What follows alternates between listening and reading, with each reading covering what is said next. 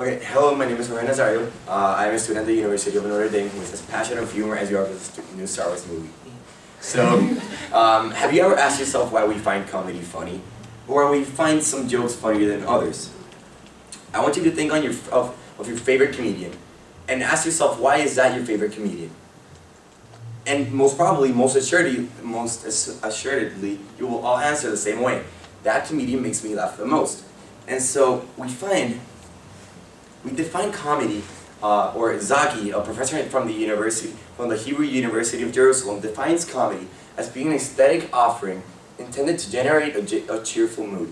And so comedy will basically want to elevate your mood, will want to make you feel better. And so how do your favorite comedians employ some techniques to actually make their humor better and actually appeal to you a better way? So today I will show you what I discovered about some techniques by analyzing and by studying my favorite comedians. I found that 3 simple techniques can be employed by comedians to actually enhance humor. And if we look at these 3 techniques, we will find that these 3 techniques are actually taking into consideration the audience and will improve audience receptivity. So before I get into that, I will discuss the essential theories of humor. And the first one is the incongruity theory. If we look at the image, we will have a little girl trying to read the Cat in the Hat, and then she will say, "Fuck this, I'll be a stripper." And so many people may find this funny because it's funny how a little girl is trying to learn how to read, and she knows the word fuck, and she knows what a stripper is. So that's the element of surprise what's making us laugh. And so now we have the superiority theory. And if we look at this image, what is Mexico's national sport? And it's cross country. And this may also be funny because sometimes it may appeal to the incongruity theory because it's an element of surprise, but also sometimes we laugh because we want to belittle the other person and actually elevate ourselves and feel better. There's another theory that says the relief theory.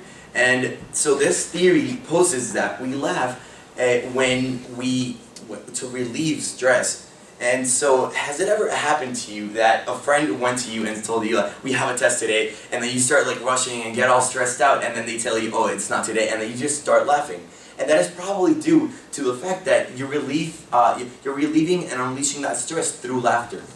And then the fourth and essential theory I will discuss today is the relief theory. And we have a baby drinking beer and saying, I'm just saying, that bitch Dora had explored. And so this may be funny because of the word, obviously because it appeals to the incongruity theory. No one would expect a little baby to just be drinking beer and saying those things, but also because he uses the word bitch. And so profanity is very important when it comes to humor because when we use profanity, we're actually appealing to relief, and that's actually relief. Yeah, it's actually a release theory. Sorry about that.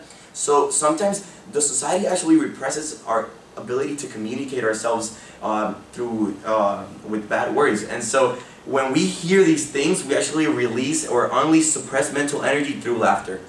And so we see, if we look at these 4 theories, under them we can classify types of humor. And so if you look at these types of humor, Monroe actually discusses, we see that all these types of humor will actually appeal to one or more of the 4 essential theories I just discussed, like foolishness, veiled insults, nonsense. It could appeal. If you see someone who's acting foolish, it may appeal to the incongruity theory because it's not normal, and also to the superiority theory because you may feel superior to him. And so the technique is going to be using these types of humor to actually appeal to more than only one of these techniques. So now I will go into the 3 techniques under these types of humor. How can I actually make a joke better? So by analyzing my favorite comedians, I found that when they use slang language, knowledge of regional culture, and awareness of target audience, which all have to do with audience-based, basically. But when they use these 3 things, they improve the audience receptivity tenfold. So, being from Puerto Rico, I found that obviously my favorite comedians are going to be Spanish-speaking Puerto Ricans. So, I'm actually going to show you little clips and obviously try and translate what they're saying and show you how is it that they appeal to me and why I found these jokes funnier than they would have been without using the 3 techniques I'm telling you about today. So here, Luis Raúl is going to be imitating how Puerto Ricans go into a funeral and act when they see the dead person. And so it's funny because, okay, I don't know if you're not going to hear anything. So I don't think that that's going to work. Okay.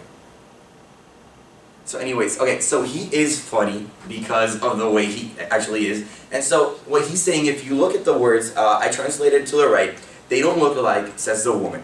And then he goes on to say, cabrón, which is a bad word, which means asshole. Of course they don't look alike. He has been fucked up like that for the past year and you didn't visit him once. And so that's the girl, that's the woman just like peeking into a coffin, and then he says, he replies that back to her. And so this is funny in all because he's appealing to the incongruity theory. No one's expecting him to actually say this, but also because of the way he says it. He uses these words to actually appeal to the release theory as well.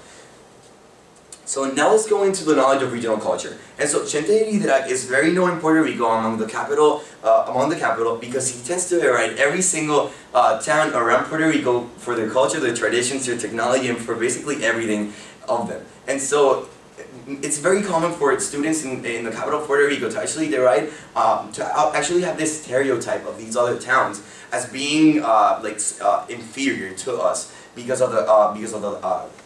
most of them don't know how to speak English, because of the education, many don't have internet access. And so this is a video in which he's actually saying, it's a really short clip of him saying, he's actually saying the internet arrived at Corozal. And so this may be very funny to anyone who's in the capital of Puerto Rico because we already have this stereotype of this town. And so he's actually, the key to his joke is when he actually complies that stereotype that we already have, and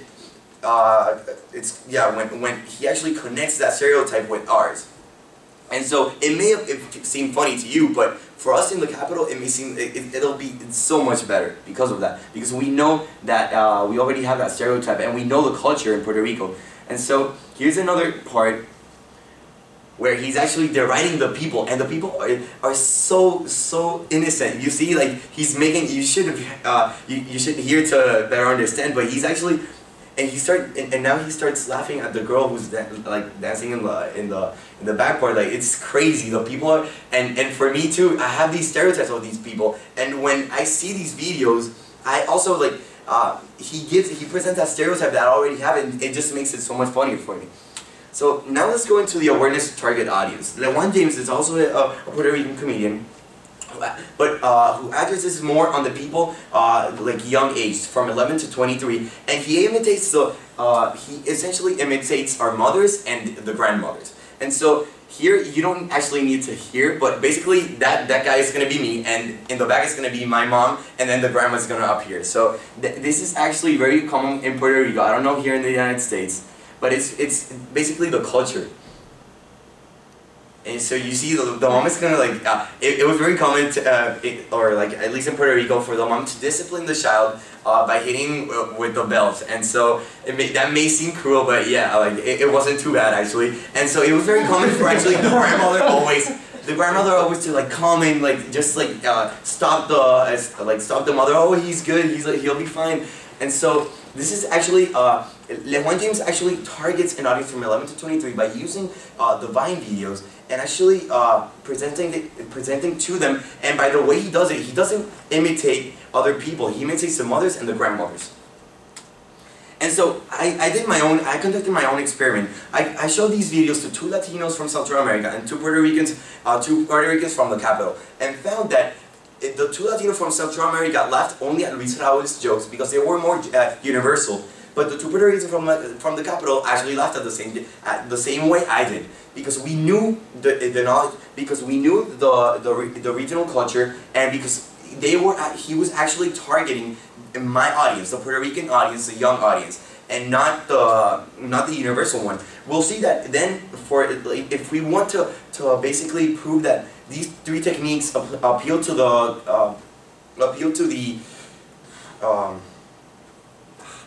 culturally dependent humor, we'll see that For a non-intended audience, it tends to degrade the humor, but for the intended audience, it tends to actually enhance the humor. Thank you.